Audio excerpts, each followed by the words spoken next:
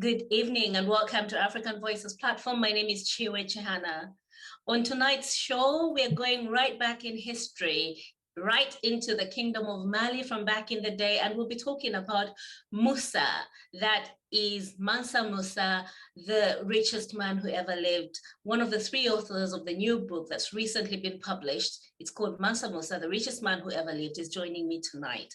And we'll be talking about the book and everything about writing. Good evening, Tikhala. Welcome to African Voices platform. Good evening, Tchiyiwe. Thank you so much for having me today. I feel so honored and I'm so excited actually to be talking about the book that we've written for children aged 5 to 12. Me and my colleagues, there are three of us who have written this book. I love your enthusiasm because I think we're all getting enthusiastic, especially now at a time when more and more people are telling African stories, because our stories haven't really been told well, have they? What's the inspiration? What got you three together to write this book? So I will go back to, it was, I think about 4 or 5 years ago. I had never, if I had heard about Mansa Musa, it must have been a long time ago. And probably the story was never told to me the way I got the message about 5 or 6 years ago. So there was a youth project, and I brought youth from my church to this project. It was organized by Frames Heritage here in Manchester. And one of the speakers that came to speak to the youth was Dr. Kulipa from Liverpool. And then he was just telling the youth about Africa. So he started talking about ancient kingdoms in Africa. And then he came to the point where he was talking about Mansa Musa. And my spirit was just so gripped with the story of Mansa Musa. Yes. And when I heard about him, the name couldn't just get out of me. And I remember there was a night where I couldn't just sleep. It was just like I was just overwhelmed by this story about Mansa Musa and how I could, in a way, retell the story, especially to young children, so that from a tender age, they know about Mansa Musa, and especially children of African heritage. Right. So our book is actually written primarily for children of African descent. That's the primary target audience for our book.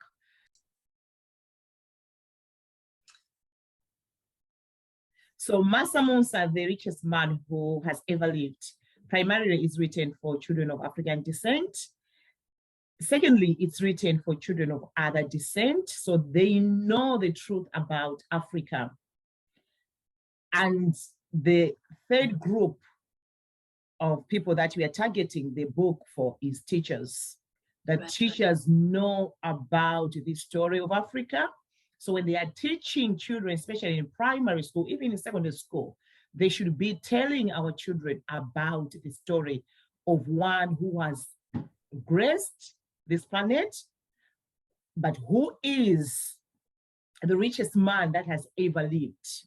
So now we talk about Jeff Bezos, we talk about Microsoft guy, Bill Gates, we talk about Facebook guy. Yeah. But nobody, even when you go and Google, Mansa Musa does not even feature. Absolutely. I was actually going to come a little bit into that as well. So I think historically, when people look at the wealthiest families, the story that comes up is the Rockefeller family. Historically, like that's the narrative that has been written.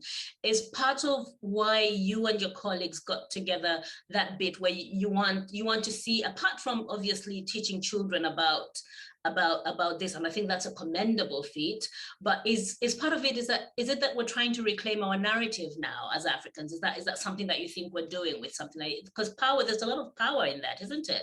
Yeah, and it's to change the narrative, because I was speaking actually yesterday at a Black History event in Middleton, and I was telling the audience to say, when a lie is told so many times, people start accepting it as gospel truth. Right. So, for example, our continent, Africa, they are the media every day is showcasing pictures of poverty in Africa, and this has been the narrative of Africa for so many. We are talking of decades. We're talking of centuries now, but they don't talk about the riches that are in Africa, not only from long time ago, but we're even talking about now. And what does that do to us as a people? Because if I'm told from a tender age that I come from a poor continent, I'll think that if I'm coming from a poor continent, that means I'm also not good enough. And it limits the way we think about ourselves, but also the way we think and perceive our continent. So there are so many opportunities in Africa right now, but we are not able to see those opportunities because we are coming from a premise that there's nothing good that can come from Africa. So this book primarily, as I said, is targeting young children. And there's a reason why we are targeting those children. Right. Scientifically, it's proven that children from the age of about 5 to about 10, 12-ish, when you tell them something, they take it as gospel truth. Because at that age, they have not developed their analytical mind, which they develop when they're about 12 in teenage years. So we want the children to know the truth when they are young, so that even at school, when somebody is talking about Africa, they can, stand and say, hang on, have you ever heard about Mansa Musa? So if somebody says, you come from whatever continent, they should be able to say, no, that is not true, because Africa is one of the richest continents in the world, but we've been indoctrinated with this message that Africa is not good. And we want to change that narrative, and we are starting with our young ones. And I suppose one of the other things that this speaks to is media, the power of media, and how it can, media, whether oral, written, mediums of communication, and the media industry itself. The stories that are perpetuated, I suppose, are those ones that you've been talking about that always just give a certain stereotypical view or a limited or underrepresented perspective of who Africans are and what Africa is. I want to get into the story of the three people behind this particular book. What got you together? So you were inspired, and what did you do after that? So I was inspired when I attended this youth workshop, and then I started discussing about the idea with my children. So I started on the idea for so many years. And then it was only, I think, during COVID that I started saying, no, I think I need to put pen to the thoughts that I have. And then I looked around, and here, so I live in Manchester, and there are two women that I thought if we could come together, we could produce something that would be so good and would tell the story in a way that probably I wouldn't have done it if I was doing it by myself. Right. So I approached Patricia, Kulipa, Chimangeni, and then the other author on the book is Edith, Shela. So the three of us go together. What are the nationalities of what are the dynamics? Are you all Malawian in the book, or is that? So all of us are Malawians. So we're originally from Malawi. Yes. That's very good. Yeah. So it was so important for us, even when we were looking for somebody to do illustrations on the book. We looked at somebody from Africa. So we have a Malawian illustrator as well who has illustrated all the I thought it's beautiful. I was looking at it and I was thinking, I may not be a child, but definitely that's palatable reading. That's exciting reading, and the illustrations are beautiful. So well done to the illustrator as well. Oh, thank you so much. Yeah. But go ahead, tell me more about the story, about the women behind this. So it's all women, so, right? I'm right to say that you're all women, the three of you are women. Yes, we are. I think it's also because of the circle probably that I have right now. So one of the women is, she's already written a book before. So we needed her wisdom, knowing that she's gone through the path before. This is my first book, Musha's first book, but Patricia, this is her second book. So we needed her on board so that she could actually, at least she knows she's been there before. Yeah. So she could, through her experience, we can get so much and gain so much and use it as we were writing the book. Brilliant, lovely. Let's talk about your creative process. So I have written a few things here and there, but I think different times have applied different. What's your creative? What inspires you to write? Especially when you're writing this, because it's the only thing you've really published, but I'm sure you do a bit of writing here and there. What's your creative process? So my creative process is, I'm not good at drawing, so I can't use my hands for anything, but I'm very good with ideas. I always tell myself that if I implemented all the ideas that come into my mind, I don't know what I would be. But I get an idea, and especially for this one, the idea was it was more like a calling. Mm-hmm. So, and it gripped my spirit so hard. And I had to sit in the idea, I let the idea mature. And then, because I did, like, before I even approached Patricia or Mhla, I did scribble a few words, but then they are not as they've come out right now in the book. But that's my thinking process. So when I have an idea, I'll put it on paper. So I'll write it down. So even if I don't implement it right there, but at least I know I have it somewhere. If probably after some time I need to go back to the idea, I can go back knowing I've put it somewhere. So this was the same thing with the book process. The idea was there. I wrote something about the book for about maybe 2 years. It was just there in my computer.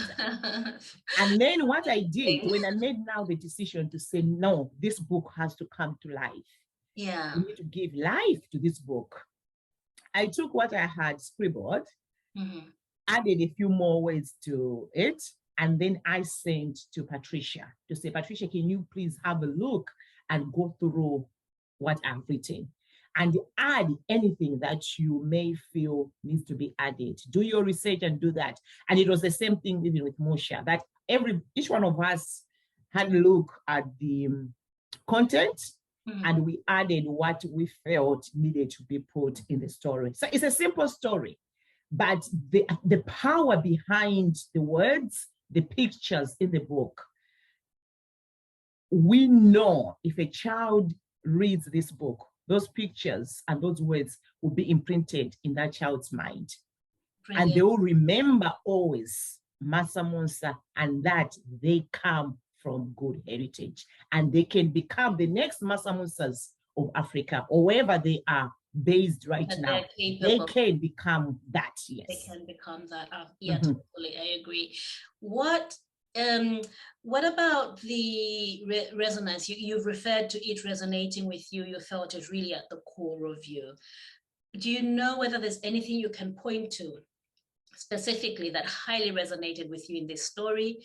I appreciate it might just be the whole story around somebody like that existing, but is there a specific element that you think is your wow factor there? I think for me, I'll go back because I was born in Malawi. I did my primary, my secondary school in Malawi. I even my first degree, I did it in Malawi. I came here in 2001. So all my education, the first part of my education season was done in Malawi. And when I came here, I was so shocked and appalled by the inequalities that exist in this nation. Yeah. And it was a shocker for me to see that people are not, or people do not get probably employment, or their business do not thrive as much as they should, just because of where they come from. So I'm a very big advocate of leveling the playing field. So this is my mission. So if I'm not doing it in a book, I'm going to talk about it. So is this along the lines of race you're talking about, or is it also along the, okay, so let's break it down and just be honest. So lots of racism in this country and lots of structural inequalities that affected predominantly non-white populations, and that took you aback. Yes, and so now I'm taking you back because it reminded me now this has been my life, that when I was in primary school, or yeah, should be primary school, you know, in a geography lesson, you're learning about geography. Instead of learning about the seasons that are relevant to you as a student in Malawi and what you can use to change and affect your environment in Malawi, do you know what we were learning? About the seasons of the United Kingdom, winter. So you don't even know how to preserve your own crops, how to grow your own crops, because you don't understand your weather patterns, because that's what's being imposed on you. Yeah, I hear you. Yeah. So, and there's a certain American writer, he was an educator, Du Bois, who said, as children, especially from African descent, when we are growing up, wherever we are always presented with this double consciousness. Where you've been indoctrinated that what you are as a person, your culture, who you are as a person is not good enough. It's not good enough. So you're always looking to be like who you've been presented as if that is good. Yeah. And I'm going to be very even open with you today, because the second lie that has been taught to us as a people is, and this is now from a Christian perspective, is that people are black and people are white. And the last time that I checked in the Bible says God created man in his likeness and in his image. It does not talk about color. So color was a man-made thing to group people and to divide people, that you people are going to be white and you people are going to be black. Yeah. I don't know whether it was good. It was done from good. That's also correct in the sense of, I think even social sciences acknowledge that race is a social construct. It is. It's a man-made thing. It's a man-made thing. Yeah. Because I am a Christian, and I've even checked with people that are Muslims that in the Quran, what does the Quran say about man? There's no color. There's no color. And I always say, when you, and even when we make God to be a liar when we ascribe those colors to people. Because if he had wanted people to be defined or to have color, he would have said it. But he said he created man and woman in his likeness and in his image. So whether somebody is from Africa, whether somebody is from UK, whether somebody is from Asia, whether somebody is from Israel, we are all just human beings created in the image of the one who created us. And I always say, we say those words to say somebody is white, somebody is black, without thinking about it, because we know deep down in our hearts that nobody is white. Because when you talk about white, you're talking about something that looks like this. And there's nobody on earth who looks like this. Now, you see, now that you've got a book in your hand, I'm going to ask you, do you have a copy of Mansa Musa to hand? I would like you to read an excerpt that would inspire you. Any excerpt that you think the audiences would really, what's your favorite passage? If you look at this moment, what are you feeling? I know there's always a different part that you would like, but at this moment, what would you like to read for the audiences? I think I'm going to read about, it will be page 13. Okay. So it's page 14, and page 13 rather. So Mansa Musa became one of the most powerful and wealthiest leaders of all time, making Mali's name renowned in the imaginations of European and Islamic countries in the 14th century. In its time, the Malian Empire may have been the largest producer of gold in the world, controlling important trade routes across the Sahara Desert to Europe and the Middle East. Under Mansa Musa's rule, the Malian Empire grew significantly. On the quest of further expanding his empire, Mansa Musa conquered 64 cities along with their surrounding districts, amassing at least 400 cities. He also developed cities like Timbuktu and Gao into important cultural cities, bringing architects from across Africa and the Middle East to design new buildings for his cities. The Malian Empire stretched for about 2,000 miles from Atlantic Ocean all the way to modern Mauritania, Senegal, Gambia, Guinea-Bissau, Guinea-Conakry, Sierra Leone, Liberia, Mali, Ivory Coast, Burkina Faso, and Niger. The empire of Mali was internationally revered because of the wealth that Mansa Musa commanded, as well as the social customs and the grandeur of his court. Amazing.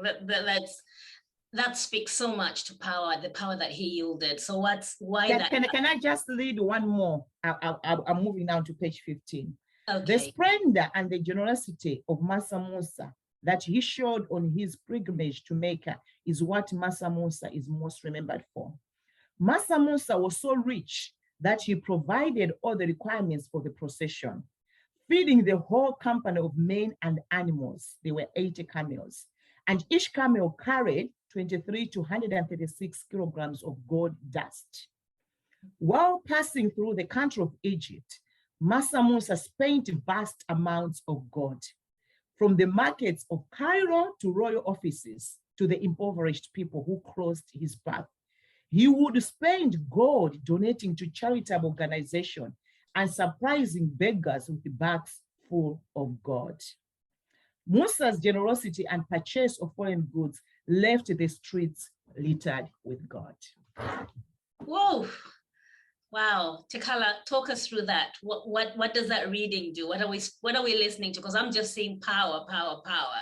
Firstly, that's an empire. I mean, you talk about Britain colonizing and claiming an empire. This is an empire where it's just your territory. So what are we talking about here? We are talking, and as I say, our intention is to evoke the great African spirit, and to invoke the great African spirit in us as Africans. And we are starting, as I say, the book is for children, so that they know that greatness is their birthright. The blood that runs through them is from greatness, and they've got every right to be and to become whatever it is they want to become. I couldn't have asked for a better. I'm so glad that I asked you randomly about this, because we didn't plan to have it. But the fact that you've spoken so passionately, and actually that resonates with me, I think I'm really glad you did that. That's a powerful paragraph. Tikhala, one thing I'm just wondering about, where do you go from here? What's the next thing? Are you touring with the book? What's happening? At the moment, no, we've not thought about a tour. I think at the moment, what we are trying to do is get the book out through our social media handles, and speak about the book in events that we're invited. But one of the other things that we want to do is to get the book into primary schools. Okay. So and how is that going so far? The land is fertile now with the conversations around decolonizing the curriculum. How are you getting? What progress have you made so far in entering the education system? So we've written to the MP, and we've also written to the Lord Mayor. But on top of that, we are also approaching schools individually, so that we can talk about the book. Because imagine what would happen because our children have just been exposed to things that have not, and those things, they don't even do them anywhere. They're always second guessing themselves. Am I good? Am I good? There was actually an event that I went to yesterday, there was a play that was done by girls where it really broke my heart when they were explaining through the play the challenges that they meet, how they are ignored. And are these girls from minoritized backgrounds? Yes, okay. yes. So it was the play was done by, the girls were all from Africa. Okay. Yeah. So we really, as I said, the paid target audience for the book are teachers. So somehow we are praying that we are going to get there where we can get the book into primary schools, so that they add the book, the story of they don't have to actually even get our book, but at least the story of Mansa Musa should be told in primary school when they're doing their history lessons. Okay. Lovely. That's brilliant. Tikhala, so I want to go back to the aspect of you and your colleagues trying to knock on doors. Have you faced any barriers yet, or are you just still waiting for responses? Or have there been challenges that you're facing in getting this book recognized in those areas, especially with schools? I think the challenges are the same. We're not getting any response because we've written, and we invited actually a number of schools to the launch, because we launched the book in Manchester on the 1st of October. We had a launch event. We sent out emails to so many schools, but none responded. Right. So the next step for us is to actually just start visiting the schools physically and asking to speak to the head teachers and to tell them, or at least have the head teacher read the book, because it's a simple book. It can be read in actually less than an hour. So to say this is what we want our children, at least in history, to be learning. Okay. So because it's still early days, we haven't done so much. So you're just starting. So you're laying the groundwork for that. That sounds really good. Yeah, that sounds really good. And I hope that our audiences out there, if you can start to talk more about this book and see if it can get beyond the borders of Manchester. So are you self-published? Yes, so it's self-published. Yeah, we have. Okay, so what's the company? Not self-published. What's the story? What's the story about the publishing company then? No, I wouldn't say we are self-published, because the book is on Amazon. So Amazon is like our platform that we are using to sell the book. So the book is so anybody who wants to buy, they'll go on Amazon and buy the book. Okay, but who published it then? Is it Amazon? No, it was Amazon. So it's an Amazon publication. Yes. What's the role of Gem Africa in this? So Gems of Africa is sort of like the umbrella company. So we formed when we said, okay, we are going to be writing children's books, and we're going to be writing about historical figures of Africa. We came up with the name, and we hope every year we'll be releasing at least a book for children. Okay. On a historical figure. Let's tell people more about your company. That's an amazing story. I think we shouldn't lose that. So So Gems of Africa, you just touched upon it like it's just by the way. So you're really focused. Tell me more. Like let us tell people more about this. So yeah, we formed a company, and it's an intentional publication company. It's a rewriting our history, because that's another case that we've had as Africans, where it's other people who write our stories, and they do it from their own perspective and for their own benefit. So we want to take that power back at Gems of Africa and start writing our stories that will empower us and inspire us, and indeed help us to release our greatness from an African perspective. So we hope Gems of Africa targeting children, or is that going to be multiple strands, multiple themes? What's the aim? Yeah, it will be multiple strands, but because we are still just a new company, we want to do 2 children's books first, and then we'll do an adult one. Yes. Okay, yeah. Congratulations. That's a very good story right there, I think. Thank you so much. Yeah, I didn't talk about Gems of Africa. Yes, we have a company now. And is that the 3 of you again, or is there somebody else involved in it? Is it the 3 authors of Mansa Musa? Yes, yeah. So the 3 of us are directors on the 3 directors for the company. Yeah. So are you, so if somebody is looking to buy the book, you say you go on Amazon. I think there are a few more stories around Mansa Musa, but yours is Mansa Musa, the richest man who ever lived. Very specifically. Do you have any social media presence? Yes, we have social media presence. So we have a website, we have a Twitter account, and we have an Instagram account. And what we've done as well, we've sort of hired somebody to be manning our social media platforms. Yeah. Okay, and what will people be looking for on socials? Is it Gems of Africa? What is it? What's your handle? What's your presence? Yeah, so Gems of Africa. Gems of Africa. Gems of Africa on all of them. Yes, Gems of Africa.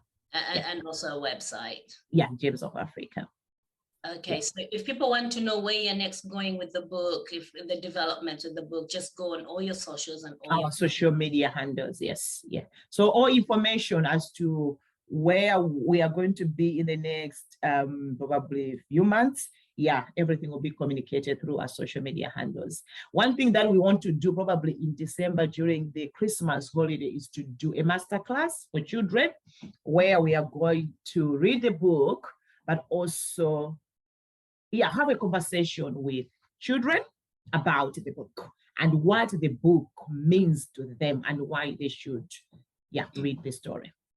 So to everybody who watches our show, people from festivals, schools, etc., this is an appeal that you should find Gems of Africa on any social media platforms. Find that book and tell it and invite them to your festivals to do some book reading. That will be amazing. Off the Shelf Festival, I'm looking at you because you're hosting me tomorrow. And yeah, so Tikhala, thank you so much for joining African Voices platform tonight. Thank you so much. It's been a pleasure and an honor to be on the platform. And I've quite enjoyed our conversation. Yeah, nice to meet you. And nice to meet you. And I have enjoyed talking to you and talking about the book and looking forward to seeing how far it goes.